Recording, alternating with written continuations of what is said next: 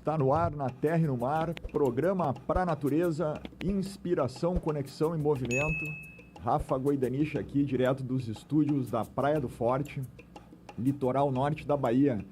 Hoje o nosso bate-papo é sobre surf e conservação da biodiversidade.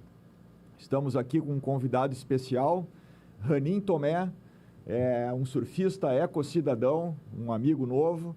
Ele é local da Praia de Regência, no Espírito Santo, fundador do projeto de canoa havaiana CPP Canoa para o Povo e também um integrante do Conselho Técnico do Programa Brasileiro de Reservas de Surf. Bem-vindo, Ranin. Prazer te receber aqui.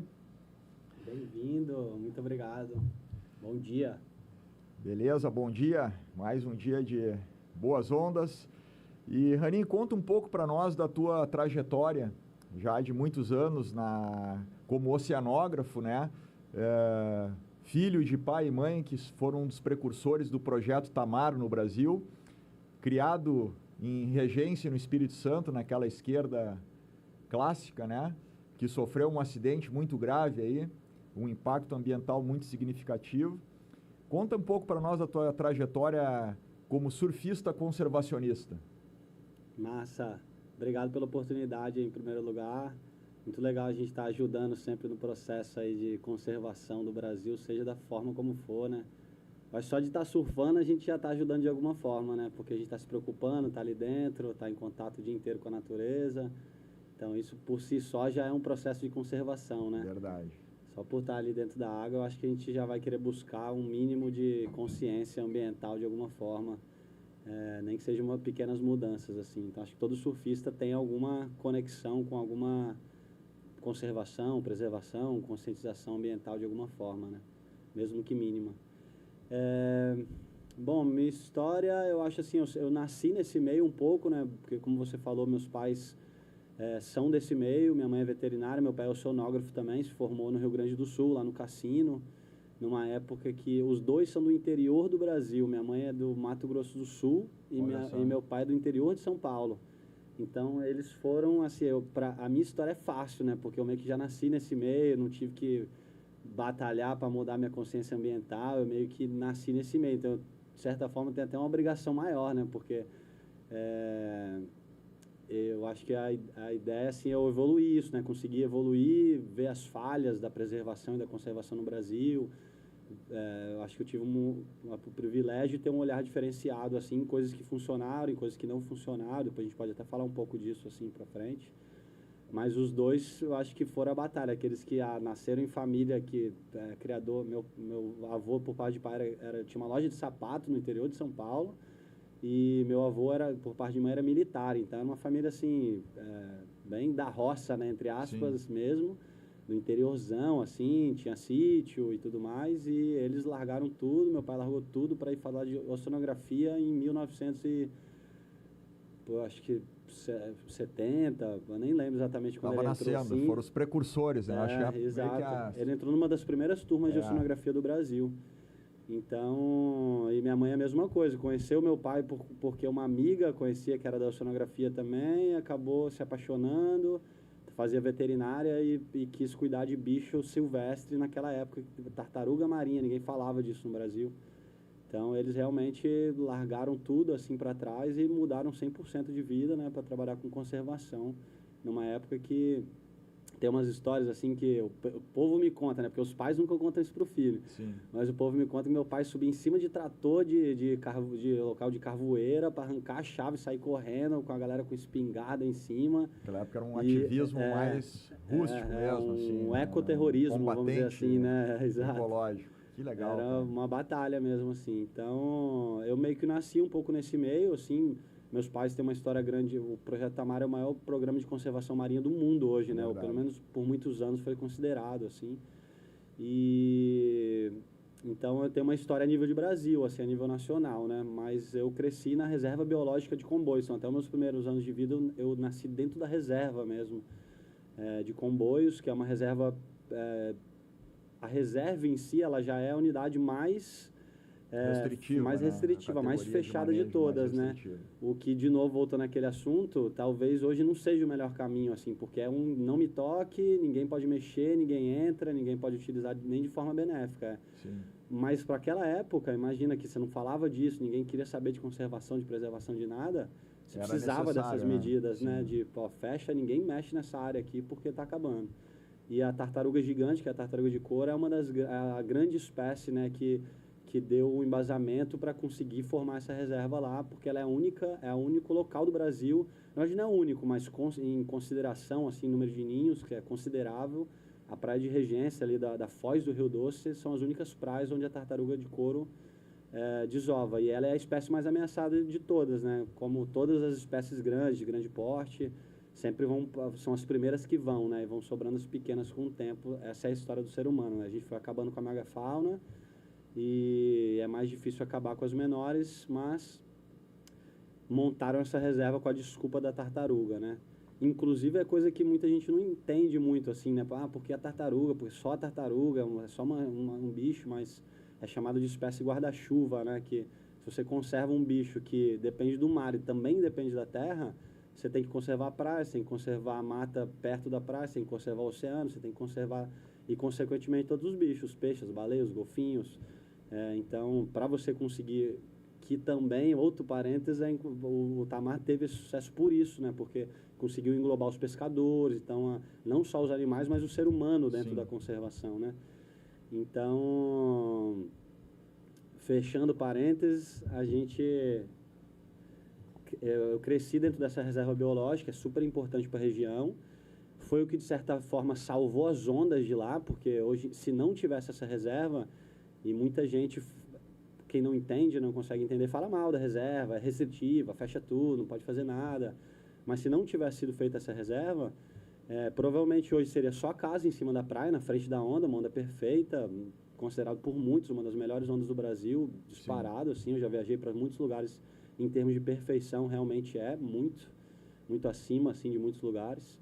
E provavelmente seria só a casa na frente, né? A história do Brasil e do mundo, pessoas que têm mais dinheiro, mais elitizado, conseguem comprar ali, pelo menos com o tempo, acaba se tornando isso. E isso, o que muita gente não consegue entender é que quando você faz uma casa em cima da praia, você tira a poupança da praia, que são as dunas, o banco de areia, a vegetação da beirada, e com o tempo aquela praia vai se modificando. Então, construiu algo em cima da praia, aquela praia vai se modificar com o tempo, numa micro ou numa pequena escala. Então, essa reserva meio que salvou toda aquela região, né? Conseguiu, de forma restritiva, mas meio que salvou a onda. Então, quando você vai surfar lá, é isolado da vila, você tem que andar de carro, são 7 quilômetros de carro para chegar nesse lugar.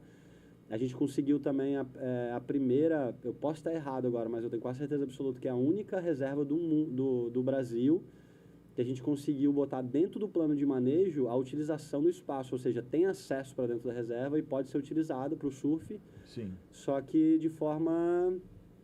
a gente conseguiu recentemente agora, porque na teoria, uma reserva, com essa restrição, você não pode colocar acesso para turista, por exemplo. E lá a gente conseguiu fazer essa façanha aí. Sabe que na Reserva Biológica Marinha do Arvoredo, que é uma das duas únicas rebios marinhas, na parte totalmente marinha, né? Tem as ilhas em Floripa, a gente conseguiu inserir no plano de manejo também o mergulho educativo dentro do território da reserva. Então tá mas surgindo. Isso nunca foi muito bem implementado, porque tem as visões mais restritivas, né, cara? Mas faz quanto tempo isso? Isso aí foi no ano 2003, se eu não me engano. Que aprovou dentro do plano de manejo? Então a regência foi depois, então já não estava nem sabendo dessa. Conseguindo com o diálogo algumas flexibilidades.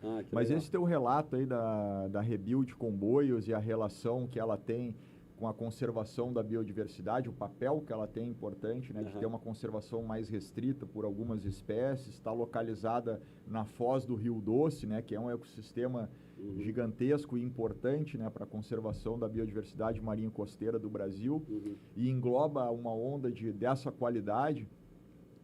Ele tem a sua importância, apesar de ser muitas vezes mal compreendida a conservação e as restrições ambientais. Sim. Elas têm um papel importante porque realmente deixam um pouco mais isolado a interferência antrópica, a interferência do ser humano. Claro. A gente tem exemplos no litoral brasileiro de outros ecossistemas também ricos que não tiveram o mesmo cuidado. Tá? a mesma proteção legal, muitas vezes, e acabaram se destruindo. Sim, porque por falta de uma visão de planejamento, de equilíbrio, né? O ser humano geralmente quer avançar muito mais do que poderia. Sim. E conta para nós, então, a tua relação com essa onda, né? A onda de regência, como tu falou, ela é uma onda icônica, é uma onda singular, não existe outra no Brasil igual.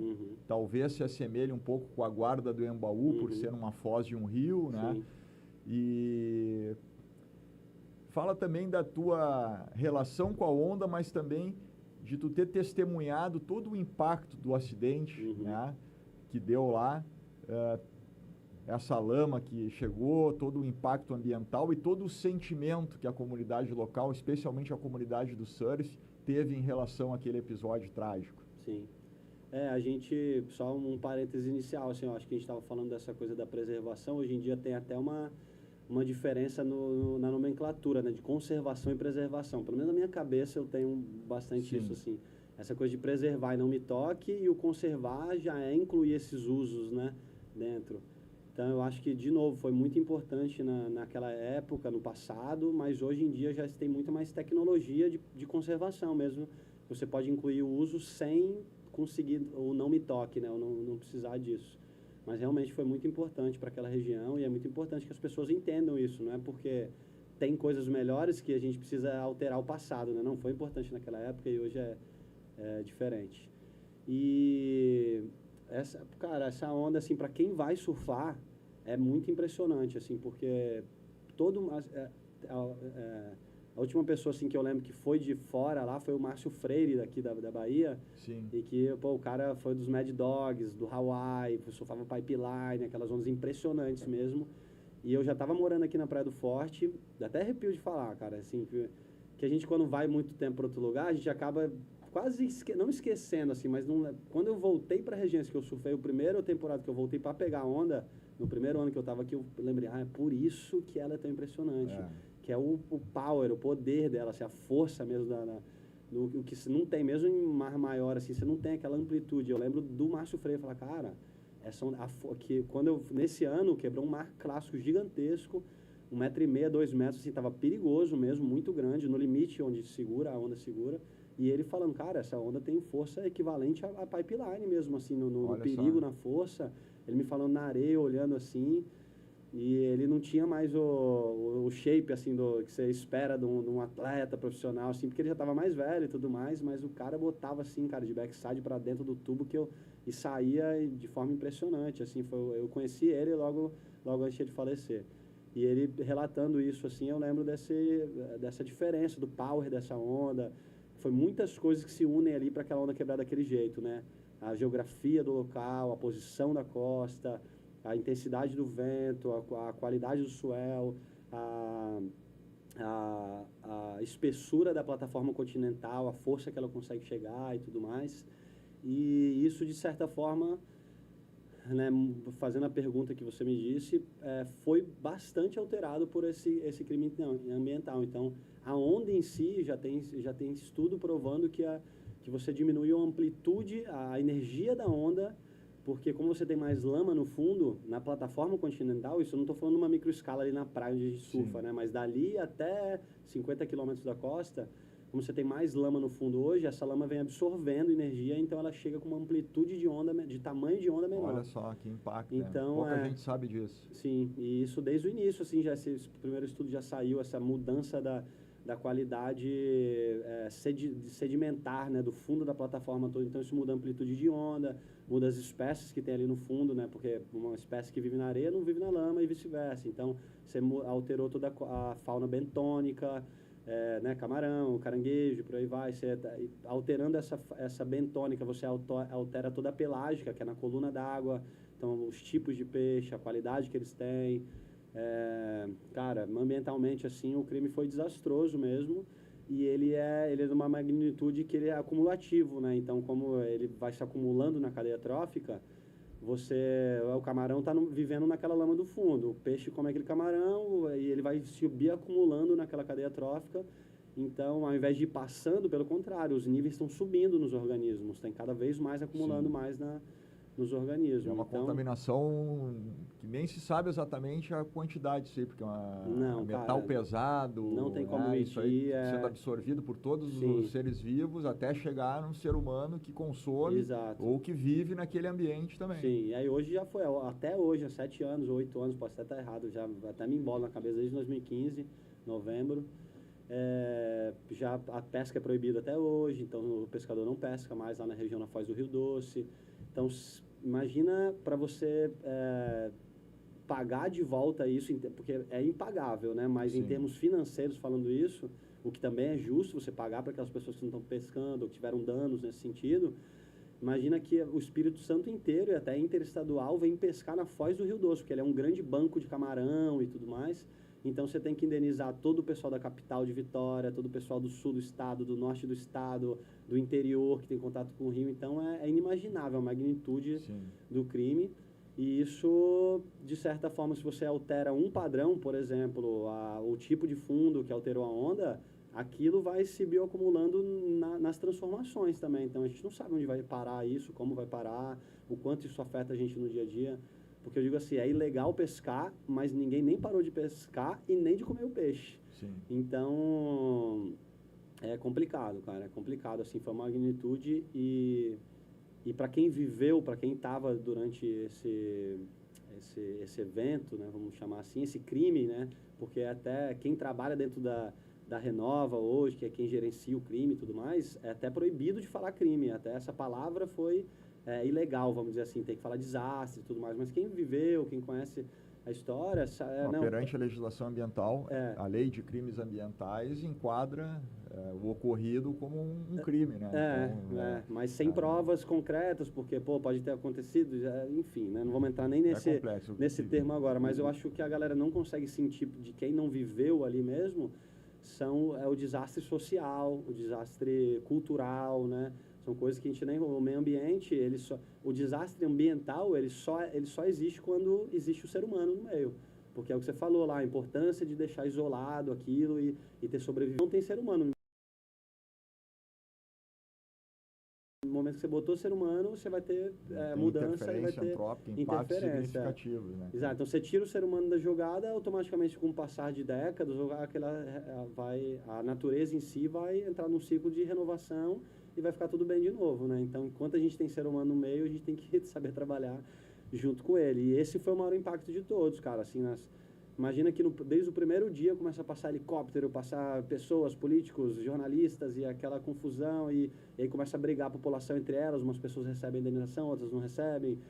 Outras acham que está tudo certo, outras chamam aquilo ali só de uma tinta na água, outras acham que acabou e se mudam dali. Muitos amigos, assim, se mudaram, não aguentaram a pressão psicológica, vão embora e foram morar na montanha, se mudaram do estado e não aguentaram, não tiveram coração, vamos dizer assim, para aguentar aquela pressão psicológica toda. É complicado, cara.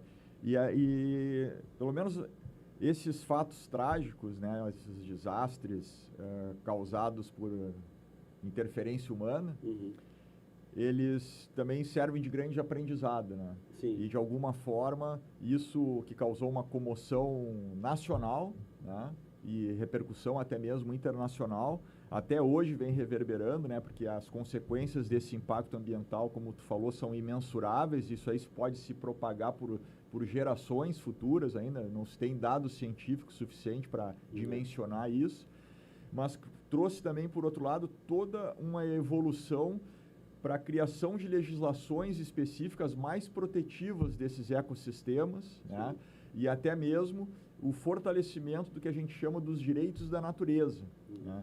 Então, muitas vezes a legislação ambiental ela é voltada somente para a proteção do ambiente, mas que é aquilo que ele se destina para servir ao ser humano. E hoje o direito ambiental ele vem evoluindo para a tutela dos entes naturais, né, de espécies, de ecossistemas, e o município de Linhares recentemente foi pioneiro na promulgação de uma lei municipal que tutela as ondas da Foz do Rio Doce, né, reconhecendo ela como um ente, né, protegido por lei e com direito a perpetuidade, né, da quebra daquela onda com aquela mesma qualidade, com essa mesma singularidade que ela tem. Então, é uma proteção jurídica a mais que vem, né, que se espera que seja um instrumento que seja aplicado, né, e que garanta a proteção da onda e do ecossistema de surf. Tu tem acompanhado um pouco esse caminho para a criação dessa legislação que foi promulgada, mas a gente acredita que, acho que os autores dessa legislação e toda a comunidade envolvida nisso aí estejam fazendo aí a mobilização e a pressão suficiente para que essa lei realmente seja sancionada e saia do papel, né? Sim. Tudo indica que, cara, é muito difícil não ser assim, porque a gente já está em contato direto, mesmo as pessoas, agora o prefeito que tem que dar a assinatura final, já está de acordo, então realmente é algo inédito aí, que ninguém... É algo novo também, por ser novo, a gente não sabe exatamente o que a gente vai conseguir com isso, realmente o que a gente vai conseguir proteger, mas é uma esperança, né, cara, uma esperança nova, assim, de coisas legais que estão surgindo, que tem conceitos novos, e o que você falou, eu acho que assim, não é, a gente pensa na onda muito como o físico, né, aquela onda que quebra é o físico, é a energia, é a matéria, é a água circulando, mas tem muita coisa envolvida nessa parte cultural, parte histórica, e a onda é como se fosse uma espécie guarda-chuva, né? É como se fosse a tartaruga lá de trás, né? Você conserva a tartaruga, você conserva todo o ambiente que está em volta. Então, você coloca uma lei como essa, que visa promover e você consegue proteger todo o ambiente, incluindo o ser humano que está naquele ambiente que depende, né? Hoje em dia, a gente, com as mudanças climáticas, com as praias, a gente perdendo muitas praias no Brasil, a gente tem visto cada vez mais a importância, né, de estar agregado com a natureza, de estar conectado com isso tudo. E essas leis vêm para ajudar. É como as reservas de surf, né? Que a gente tem batalhado aí para que saiam isso nesse programa brasileiro agora.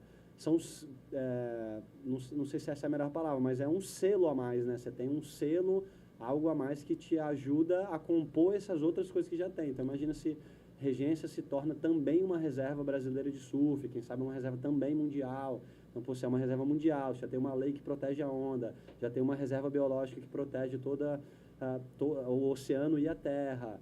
Hoje lá está se formando também não só essa lei para proteção da onda, mas também uma APA que vai ser toda destinada ali para um conceito novo também, que você pode gerar todo um plano de um gerenciamento da área de uma forma integrada com a comunidade, que a comunidade pode participar, né?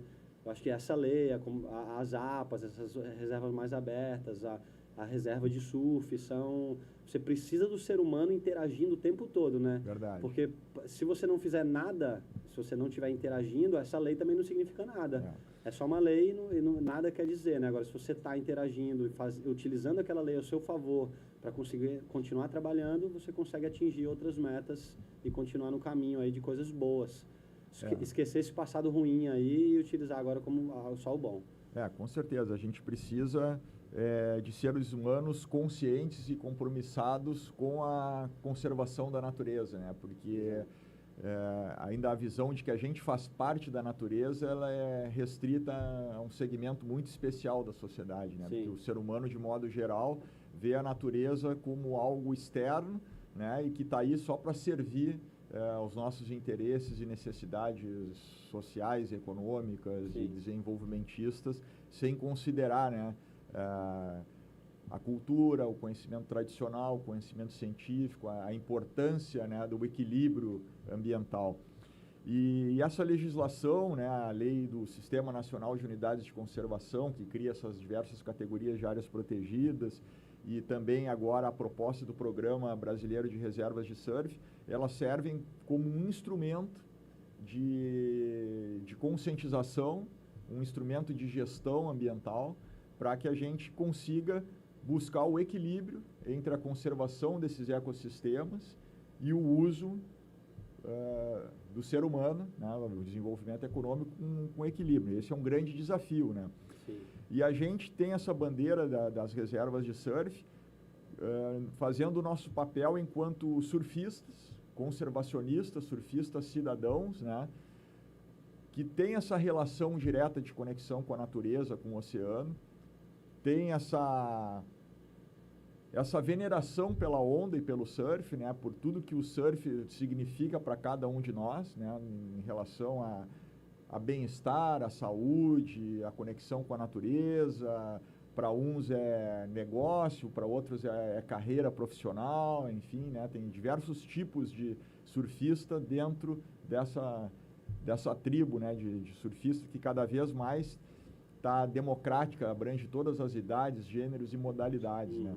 Então, essa proposta das reservas de surf, ela visa proteger ondas icônicas pelo litoral brasileiro e também os ecossistemas associados, né, que permitem que essa onda exista, que é uma foz de um rio, que é a vegetação de restinga, o fundo, seja ele de coral, de areia, de rocha, o manguezal. Então, tudo isso é interligado, interconectado, interdependente e faz aquele ambiente ser único, né? Então, e ele, por natureza, ele tem uma dinâmica e um equilíbrio, uma harmonia que ao longo do tempo foi tornando esse ambiente singular, com seus ciclos naturais, porém a interferência do ser humano acaba atrapalhando esses ciclos, né? Sim.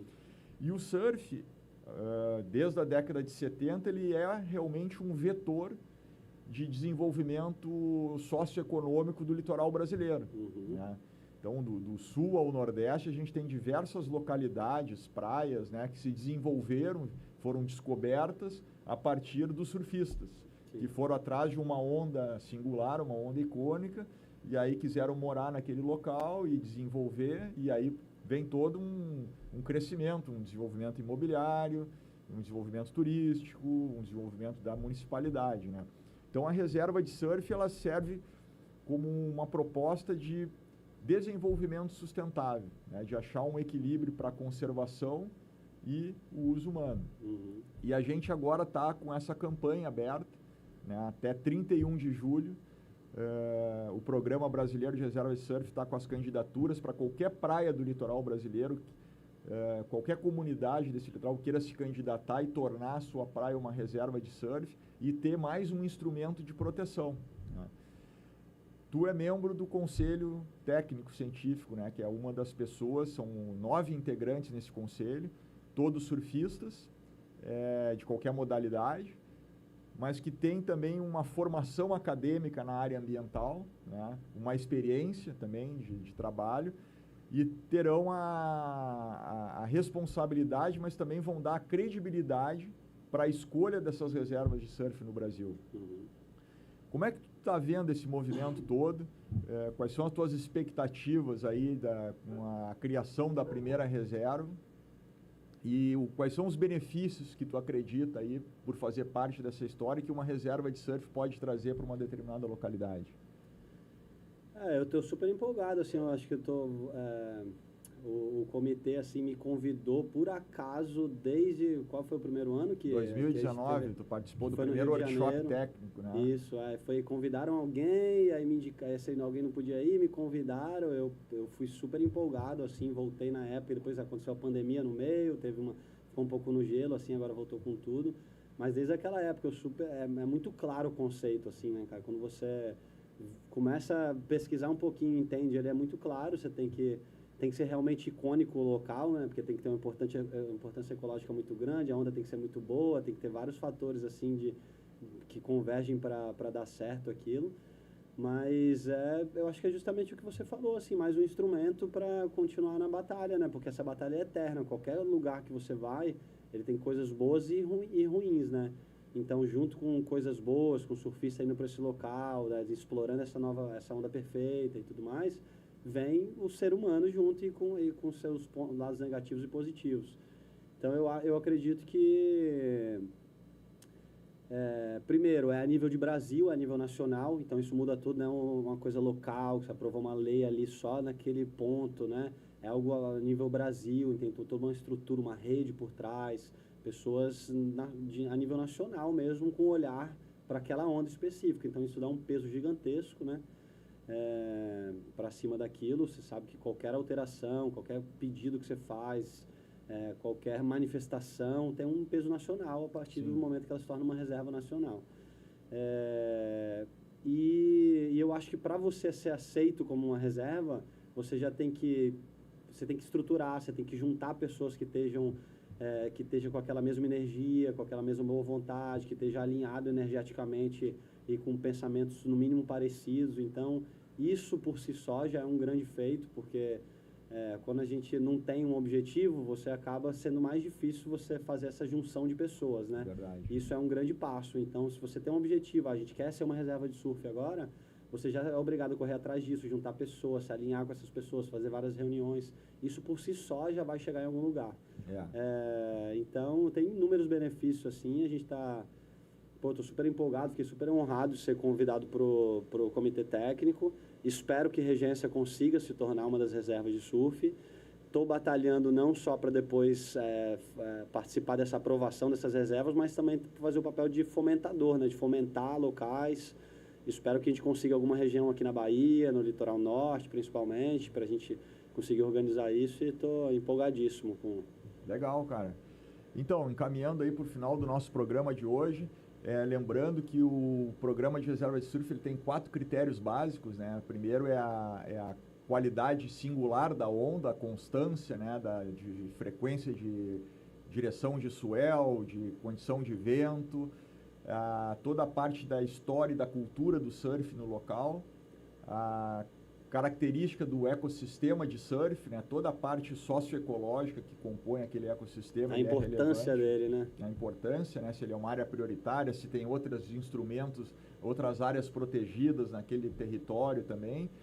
E um critério muito importante, que é o 4, que é a capacidade de engajamento local e governança na localidade, porque a reserva de surf ela vai ser promovida, desejada e gerida pela comunidade local. Não é algo que vem de fora para dentro ou de cima para baixo, né? Mas é o contrário. A comunidade local, representada pelos seus diversos segmentos, né? Especialmente a comunidade do surf, precisa entender o que é uma reserva de surf e precisa querer ter uma reserva de surf na sua localidade, submeter a candidatura, passar por todo o processo e depois, ao longo do tempo, ela vai sendo implementada, né?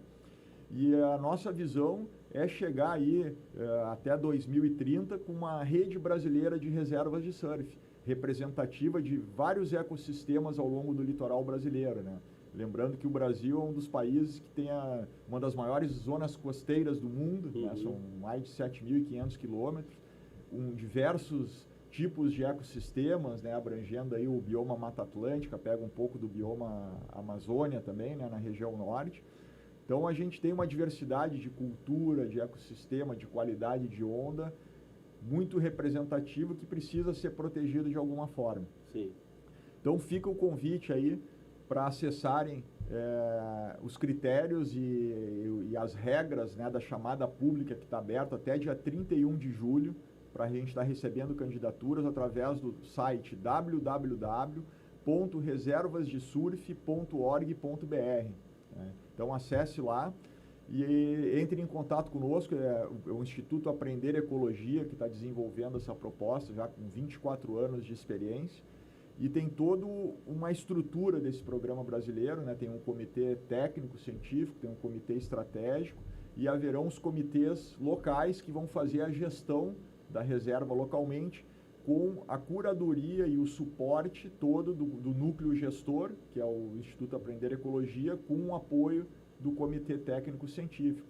Então, a gente acredita que haverá um plano de gestão, haverá ações efetivas de conservação, educação ambiental, a possibilidade de desenvolver muita pesquisa científica, acadêmica nessa localidade e também unir e promover o conhecimento tradicional local, né? Que são os pescadores, os surfistas mais antigos, a comunidade tradicional que habita nessas reservas de surf, que tem a memória, tem realmente o conhecimento, né? Junto com o conhecimento acadêmico para potencializar a proteção daquele local. Sim, são a natureza, né? A gente tem um pouco a ideia, eu acho que a gente precisa da natureza. Não, nós somos a natureza. Somos natureza. Então, esse é o nosso papel do exercício da chamada ecossidadania, né, que a gente sempre prega aqui no programa, que é lembrar sempre do artigo 225 da Constituição Federal, né, que nos traz o direito ao meio ambiente equilibrado, mas também impõe o dever, né, não só ao poder público, mas a toda a coletividade, todos nós individualmente, de defendê-lo e preservá-lo para as presentes e futuras gerações. E isso é o que a galera está fazendo lá em Regência com maestria. E ainda não tive a oportunidade de surfar aquela onda. Mas vai. Né? Vou. E quero estar contigo lá, que é local, né, cara, do Pico, lá para me mostrar o caminho dos tubos. Vai, né? essa pode ir, essa pode ir. Então eu agradeço a tua presença aí, Ranim. Temos muitas coisas que nos identificam, né? Sim. Sermos surfistas, conservacionistas, pai de menina e de menina serena. Né? Então valeu, cara, até uma próxima oportunidade. Nossa, obrigado pela obrigado participação aí, velho. Obrigado, gratidão. Valeu, galera. Preservar é viver, até a próxima.